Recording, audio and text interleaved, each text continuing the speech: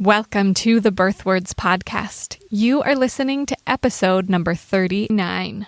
In today's episode, we'll be talking about some of the colloquialisms used to talk about pregnancy.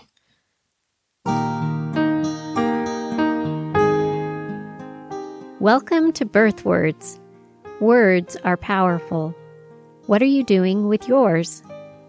In this podcast, birth doula and applied linguistics scholar Sara invites you to be intentional, reflective, and empowering with your language as we come together to honor those who give birth. The work of Birth Words is to elevate the language surrounding pregnancy, birth, and the postpartum period. Nothing in this podcast should be taken as medical advice.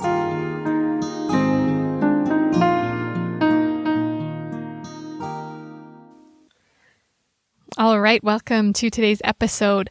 Like I said, we are talking about some different colloquialisms, different idiomatic expressions, different euphemisms, different ways to talk about being pregnant.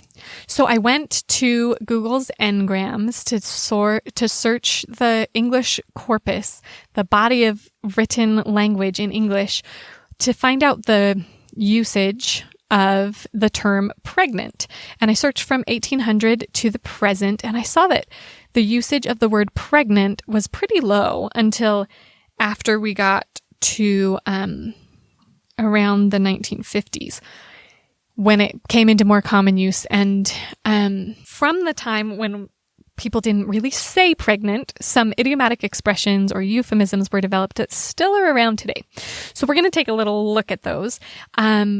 Throughout this, I'm pulling from a number of different resources, so I encourage you to check out the show notes to see what all of those are, and I'll do my best to make verbal reference to them as we go along. But the first is from etymyonline.com/word/pregnant, and it's talking about the etymological roots of the word pregnant.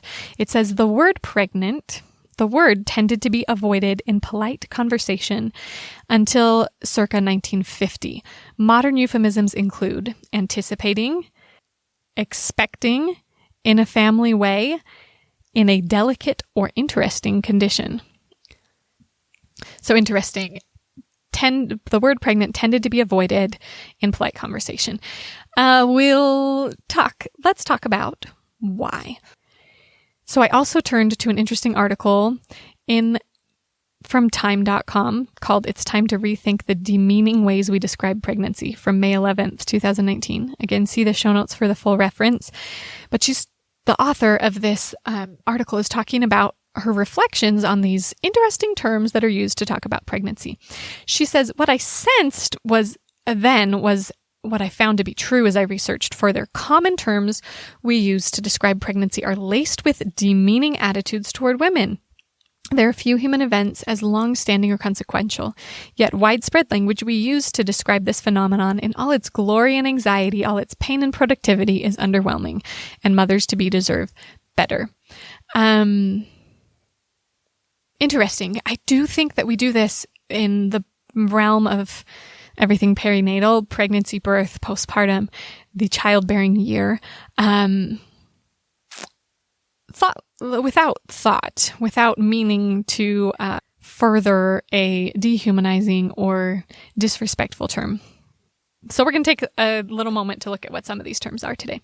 So a euphemism like expecting, the author of this article says, is polite, but it's also a reminder that women's sexuality and the results of it have been thought of as shameful. And that's certainly true throughout time, that women having sexual lives and thus becoming pregnant was not considered a polite thing to talk about.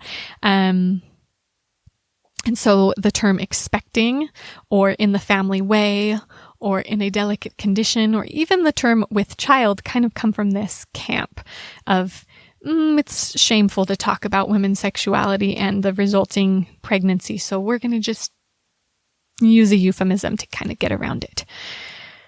Okay. The author again of this Time article, whose name is Katie Steinmetz, says that If we expand the language we use to describe pregnancy and move away from the old standbys, we have a chance to create a greater understanding and acceptance of the many ways that pregnant people feel about the process they're going through. The key is to let women reimagine the language for themselves. So I think that's an interesting point. She points out that many of the old terms come from a man's perspective because men have, throughout the history of the world, wielded the power of the pen more than women, so their language has been more lasting for most of the world's history. But that doesn't have to be the case, and women, I invite you to choose expressions or phrases that represent your feelings and circumstances. They can be varied. Your feelings and circumstances may be different, whether your pregnancy is intended or unintended, or supported or not supported. Some of these phrases that come from a more male perspective that look negatively on pregnancy include things like knocked up a tree, tin roof rusted, and others that I didn't care to repeat on a polite podcast. And really, again, just paint pregnancy in a negative light. And certainly there are many men who have wielded the power of the pen throughout history in more productive ways. But unfortunately, there are these negative heritages that we carry from that as well. Okay, there are also some terms that come from an outside perspective rather than the birth giver's perspective, somebody coming from the outside, that often have an excessive focus on increasing size, which, by the way, a pregnant person does not need reminder of her increasing size. But still we have them.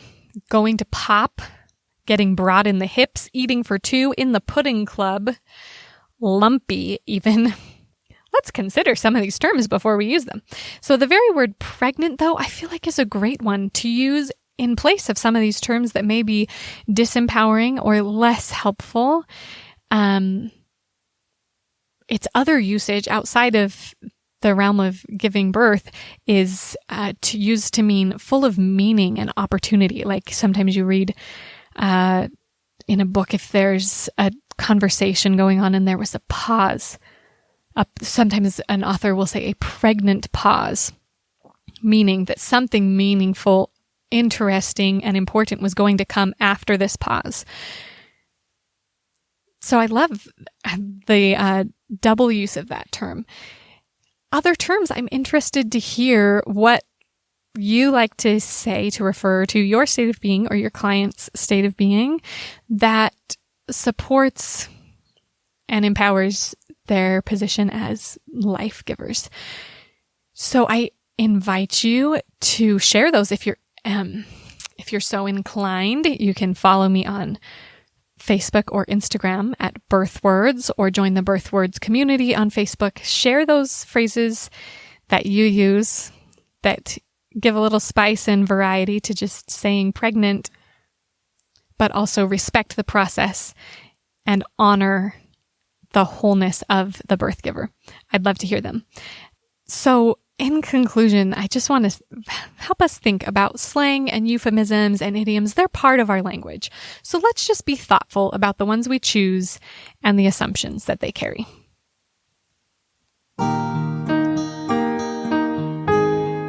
If you're interested in sharing your ideas or experiences on the podcast, go to birthwords.com. If you're liking what you hear, please leave a review on your podcast app. For more resources about language for a better birth, subscribe to the monthly newsletter at birthwords.com and follow BirthWords on Instagram and Facebook.